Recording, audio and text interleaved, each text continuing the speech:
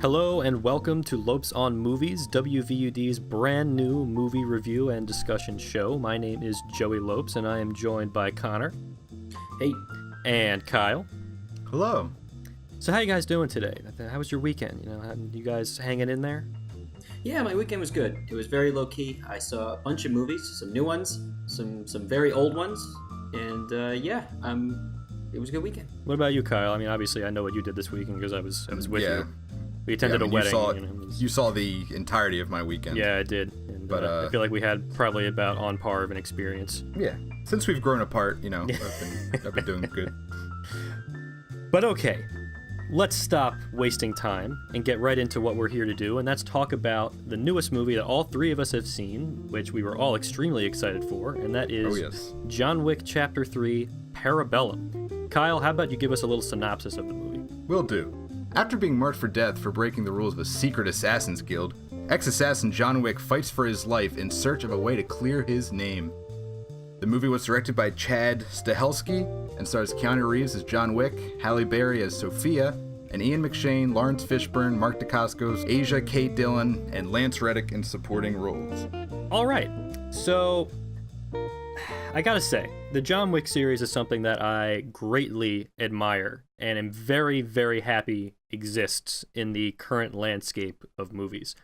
This is a wholly original franchise. It was not based on any property that was already famous before it came out. So to see it achieve such success doing something that you don't see a lot in modern day action movies, which is really well choreographed action that the camera doesn't cut away from. There's no like jump cuts. There's no shaky cam.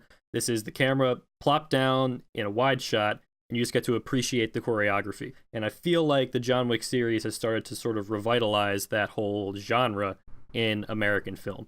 So it's something that I greatly admire. I'm very glad exists, and I'm a little disappointed in this one. So Connor, how about you tell me what you thought? Yeah, so I kind of agree with you on that. So the choreography is incredible. The shaky cam stuff has gotten tired and very exhausting for all of us who like to watch action movies. And Keanu Reeves is so committed to this role where he trains for months to be able to prepare for these little gun fu scenes that the films are known for. And this one kind of ratchets it up even more. There's some amazing set pieces in this one, as all the John Wick films have had. But this one doesn't work the same as the other ones, and I think we'll get into why it's not as tight, I think, and a lot of it has to do with the story in the original one. If anyone hasn't seen it, is John Wick is an ex-assassin who gets out of this assassin's guild that he's in by completing like a impossible task. He's out, and then someone stumbles upon him and kills his dog, which is the last gift that his wife, who tragically dies like a week before of cancer or something, and it drives him to want to get revenge. So there's some weight to it. There's like that he wants to get revenge. And this one, now it's at the point where he's just kind of in this world still trying to clear his name, which doesn't carry the same kind of emotional weight. And it doesn't work exactly like the other ones. Yeah, I mean, I agree to an extent. I think the reason why the first John Wick movie really resonated was both because it had really strong action choreography and because it was just a very simple story that had a very obvious emotional hook, which is that you said it's a revenge story. Now we're starting to get away from the idea that this story is personal. Everything seems just like business.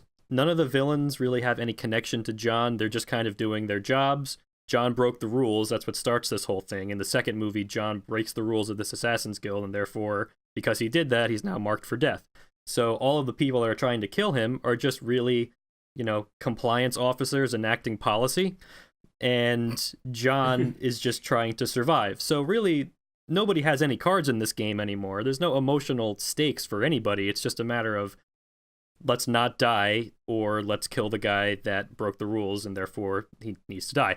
So without that, all we're really left with is a bunch of, really well choreographed action scenes, but no real strong emotional reason to care, other than riding off of what the previous films have already established about John, which is that he's a nice guy and he had a cute dog and we like him, right? Yeah. So for me, that's not really enough. And I don't know if it's because of that specifically, but I'll definitely say a lot of the action scenes in this, despite being objectively impressive, felt like they dragged on. Like I just lost some of the interest in continuing to watch people get completely wasted when I don't really have that much investment in seeing those guys get wasted, if that makes any sense.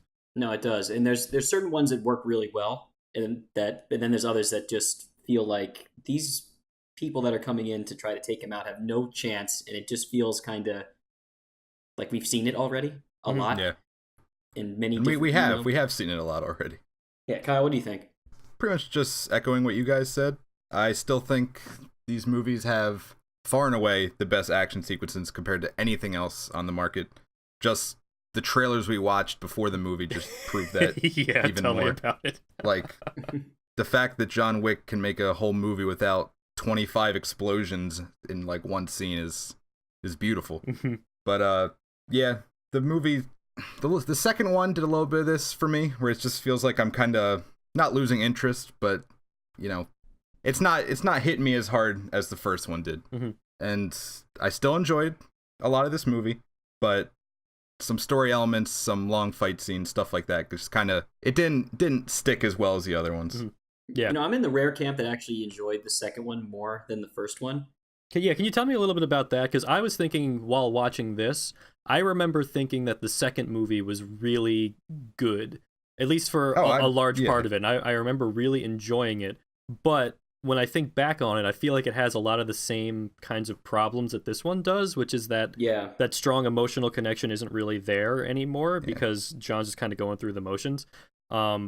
But I definitely remember liking that a lot more than I did this. So I was wondering, am I just kind of burnt out on this storyline? Or is it something that this movie is doing worse than the previous one did? I'm not sure. Connor, what do you think? Yeah, I think it definitely, I'm trying to figure that out too in my own head, why it didn't work. I think adding in to me, the story, it started off very small. Like you were kind of just thrown into this world that John Wick is in. This Assassin's Guild, and there's cool things that they don't explain that well. There's the Continental Hotel, which is one of the different locations where no business can be conducted. No one can kill anyone else. It's like a free zone, right? I actually live right next to where the Continental Hotel is in New York. Oh, is that right? Yeah, it is. It's kind of cool. We went for sushi before the movie, me and my buddy. That's it. That's awesome. Yeah, so it's like walking into the Continental Hotel, and then it's a sushi place. But nonetheless, yeah. So anyway, I think a lot of the problem is they expanded too much on the story, which is weird to say, or they expanded on it and it was just badly done. So I think in the second one, the way they expanded on it, like it just gave you little pieces that were cool to add to it. This one, we found out where the currency in the world is minted in a ridiculous scene where John decides he has to go to Casablanca to clear his something. I really don't know what was going on at that point. Well, it was very crazy that the whole middle section was a slog for me because because they end up in Casablanca, and it really felt to me that the writer and director or whoever loved the idea of just seeing Keanu Reeves in a suit walking the desert. I definitely felt like that was a reference to The Good, the Bad, and the Ugly, by the way. Well, it could have been undoubtedly. Sure, when he's just kind of walking. When he's walking on his own through the desert, yeah.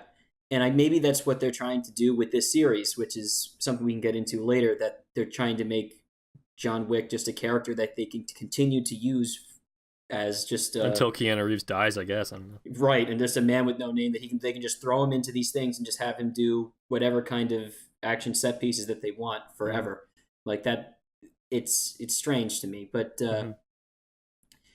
yeah, the whole middle section, they just kind of threw him in there, and then he ends up back in New York, like after all of that is just done. Halle Berry's in those scenes, which I can at least say that I'm happy that Halle Berry was not totally terrible. I think she wasn't great, but she wasn't. I think she did a fair job with the, like, at least the choreography for the action scenes that she's in. Yeah, undoubtedly, I think she did a good job. Although I would say that fight scene is probably the worst of the whole movie. Yeah, I think there's only so many times you can see dogs bite a guy's crotch before it kind of gets old. I mean, maybe I'm alone in that. I'm sure a lot of people are going to get a lot of enjoyment out of that one. Felt like the biggest, slog to me, though. It felt like it just kept going. I guess the main point is that the story just was weirdly done in this one compared to the other two, which you don't care about where the currency is created. You don't care about, like, this also shows a little bit about John's origin, like how he became, the incredible fighter that he is, which They did it in a way that they did it in a way that was very, like, it didn't beat you over the head with it, but it was also a little bit like, I don't really need to know. It was kind of just that was pointless. a big eye roll. I like the idea of just John being this mythical guy that we can't really fully understand, but he is impossibly strong. I don't want to know how the boogeyman came to be. Yeah, right. The boogeyman origin story. Yeah. We don't need that. Yeah. No, we don't need that. And I also think we can get into this. There's this character, the Adjudicator, that I really did not like. Oh, you did not like the Adjudicator? No, and it's more of the dealing with the politics of the Assassin's Guild world was something that I did not really care for. Well, the thing that annoyed me about the Adjudicator was that they're a representative for the real villains that we never see.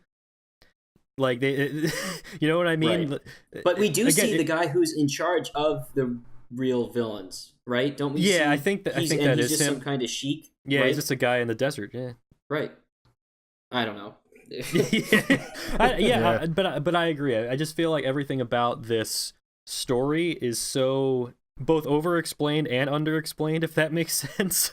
Where you're getting a lot of information about the world and about the greater landscape of the John Wick universe, but that's all you're getting. You're not really getting much of a personal story to latch onto or care about. It's just kind of John's being carted along a necessary path until finally at the end of the movie we kind of end up right where we started, and it doesn't feel like all that much was accomplished. Right. So pretty much just one big circle. Yeah, it just lacks the urgency that first movie had. Where, like, again, my whole thing is that in the first John Wick, and even in the second one to a slightly lesser extent, but mostly the first one, the villains were a bunch of schmucks that really deserved what was coming to them. So it's really fun to see the strongest guy in the universe waste them completely. In this, it's more like we don't really have any vested interest in seeing anybody lose. It's more of just appreciating the fight choreography, which is obviously the best fight choreography you're going to see on the market in American movies today. But without that emotional connection, it's just not as thrilling in a way. Yeah, no, definitely. Want to go into things that we like, though, because I think we're being a little bit down on it. Because it's not like I didn't hate it. I still think it was good and has enough things that are redeeming about it. You just have to deal with some of the nonsense of the story. Well, again, not really invest yourself. But for me, what I liked is more general, just appreciating the series and its place in movies as it is. Because, like I said, this one really didn't do that much for me beyond just appreciating how good the fight choreography was. And I think for a lot of people, that's going to be enough. John Wick is still just as cool as he was before. It's just now the story around him is not as immediately satisfying as the original one was. For me, that kind of brought this one down to a degree that I was a little bit disappointed by, but you're still not going to see anything like this in any other American movies. And if you're just interested in watching that, you're going to have a field day with this. It's still some of the most inventive action out there. Yeah, and I really like the character that is his name, Mark Dacascos. He plays Zero. Zero, like the big heavy of this one. Yeah, I think he was very fun.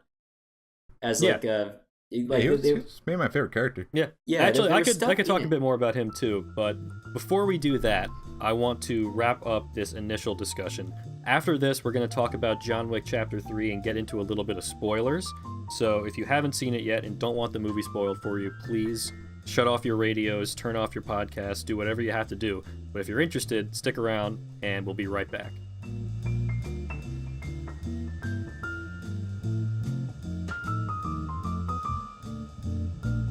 Okay, welcome back, everybody. We are now going to get into the more spoiler-filled section of this John Wick Chapter 3 review. So, right before the break, we had mentioned the character Zero, played by Mark Dacascos. He's really the main... I guess you could call him the main villain in this, even though he's not really in charge of anything. He's just kind of a heavy. He's just kind of doing the grunt work. But he's definitely the biggest... He's the biggest antagonist to John Wick in this. So, Connor, what did you want to say about Zero? I just thought he was a cool character. He was he wanted to constantly compare himself to John Wick. He was saying that so basically what ends up happening to John Wick in this series is he gets excommunicado, which means that, and they say that a ton of times, almost to the point that it gets annoying, which means that he's out of the guild, which means that his life is forfeit, that he can't, that everybody that goes after him they're going after John to kill him for a large bounty. Yes. Is what it is. So what the movie implies is that this character Zero was also in a similar situation, and then he made an agreement with the High Table, which is the ones who run this Assassin's Guild, to be back into the world, into the guild, but he has to act out whatever they tell him to do. So he's charged with killing John Wick. And what I liked about him is that he's kind of fun. He's like this goofy kind of character who is almost enamored with like the fact that he gets to go after John Wick because he's just this legendary killer. And he's definitely wacky in that sense. Right. He's his biggest fan. Yeah, and he sees himself as a legendary killer too, so he wants to go after him. And he has his like students that are also enamored by John Wick because he probably brought them up that way. So they're all like some of the better scenes I think are watching them try to take down John. And he constantly wants to go to John Wick, like, look, we're the same. We're like the same kind of person. And the way John Wick just kind of casts him off, like, no, we just I'm just another guy I have to deal with. But it's cool the way that dynamic works. I totally agree. So go ahead. Go ahead. The thing with Zero that I appreciated is that you're right. He's played almost like a John Wick fanboy, and he repeatedly used that line, like, me and you, John, we're the same. We're the same. And in a lesser movie, that's the kind of thing that's like a big red flag cliche, where it's like the villain trying to say that, me and you are the same to the good guy, as if to make the good guy feel like, oh no, I'm just like you. I'm that kind of thing. And there's so many movies John just that totally do that. just like blows it off. But what's so funny is that not for a second does John entertain any idea that this guy is anything greater than a schmuck. Basically, like and so the reason why I wanted to wait till the spoiler discussion to get into this is that the final fight between him and John I thought was my favorite part of the movie by far, mainly because the way John acts and looks in that fight is so thoroughly intimidating and frightening that Zero he didn't stand a chance. No, he didn't. Right, and that's what's so great about it, because we're supposed to believe that John Wick is this impossibly powerful guy. And I think for a large part of this movie, there's a couple of things that almost undercut that a little bit, which is like, for example, the whole thing with Halle Berry. This is John Wick now has a partner, right? And for a part of the movie. For a brief part of the movie. And I don't think John Wick needs or should have a partner, if only because it kind of undersells how great he is if he's able to have somebody fighting with him that seems to be just as competent. This fight is what really brought that back for me, because, again, Zero keeps trying to say, we're the same, we're the same. And at the end of the fight, after John Wick completely wastes him, he's like, don't worry, John, I'll catch up to you. And John just turns around and goes like, no, you won't, and leaves. Right, and that's just like that. It's perfect. That's a perfect way to. What's the perfect thing to do with that character? I actually would say though that I think the fight with his two students, the twins, was also a really good fight, which was the one right before he fought Zero. Yeah, that was pretty good too. I think that was fun, and there was like a mutual respect there because they knew that they outnumbered him by a lot, and they kind of like let him go here and there just to try to make it more of an even playing field. Like they were. They were taking it more as, we really want to try to take down John Wick at his best, and not like just try to get him, just to do exactly what the High Table wants. Mm-hmm. Like they wanted to have a true test against John Wick to see if they could take him out. Like there were points where they were killing like even other High Table like assassins because they wanted to be the ones to take out John Wick. Like it was, I don't know, it was just a cool little thing. I thought that I enjoyed. Here's something that I also didn't really like. That goes back to the second one that I thought was going to get paid off in this one. Mm-hmm. So I guess all of us kind of saw this John Wick franchise as a trilogy, right? That it was this was going to be the ending. I think what does Parabellum even means? Like what does Parabellum mean? It's like This Is War or something, right? Yeah. There's a name drop in the movie. So. Yeah. Oh, there is. I forgot about that. But yeah, like the whole idea is that this is like the resolution to this series, right? So Lawrence Fishburne is in this series. Mm-hmm. He is. Right. He's introduced in the second one, and his character is basically in it just to set up his appearance in the next sequel. Mm-hmm. He shows up as someone who is the Bowery King. He's just another like head boss in this world, right?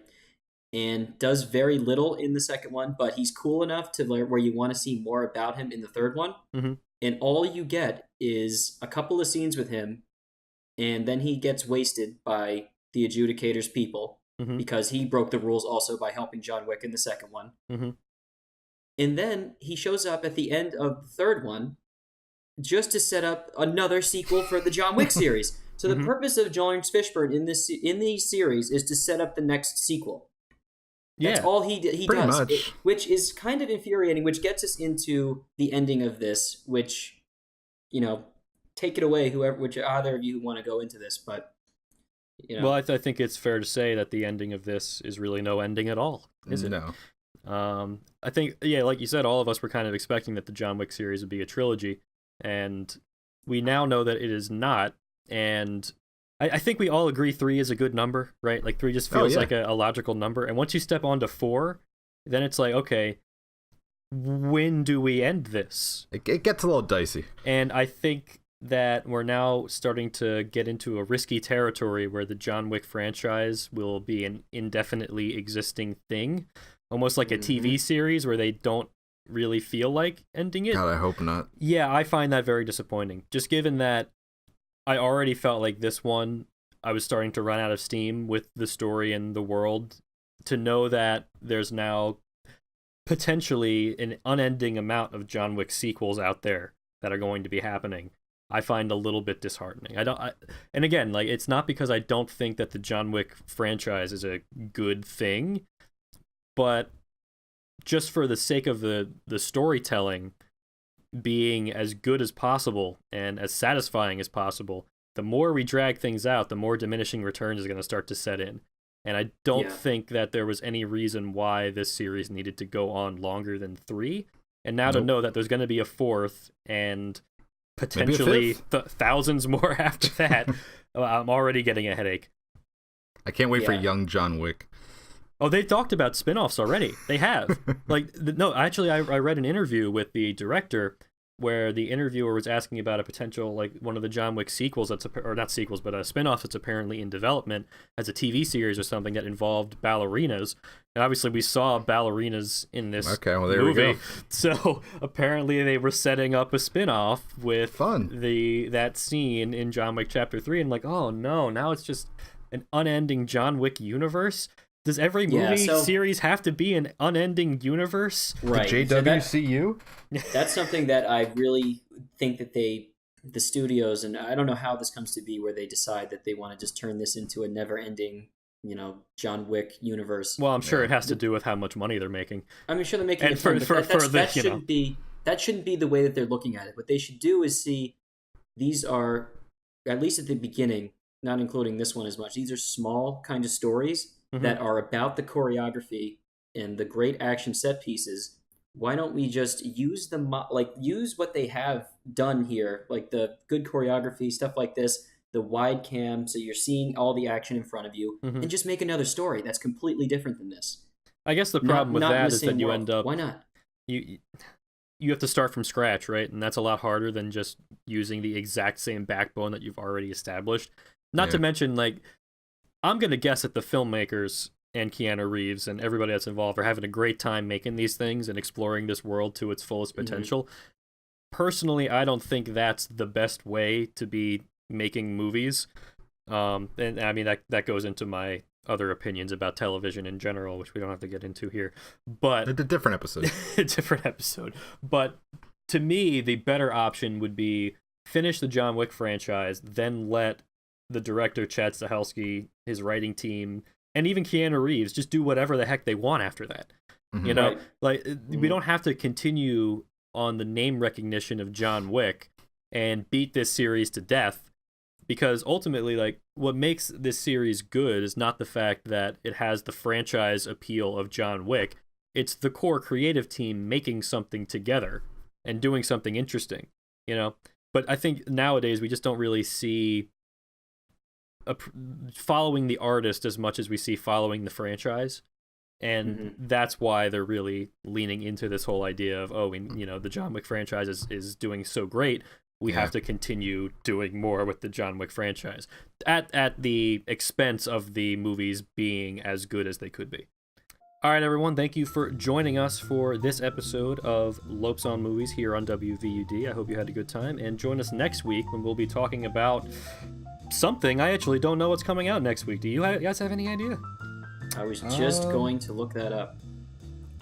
The only movie I know that I think comes out or has come out is Booksmart. Oh, that's the Olivia Wilde. First directorial debut. Right, that's been Other getting than some that, good reviews. I don't really know what else is coming out. Is this Ma week? Is Ma? Ma's next week. That's the Ooh, 31st. Yeah, Ma's coming out. All right, well, so get excited for 2 weeks from now, and we'll be talking about Ma. It's the most fun I've had in a long time. But next week, who knows? It's up in the air. All right, have a great one, guys. We will see you next time.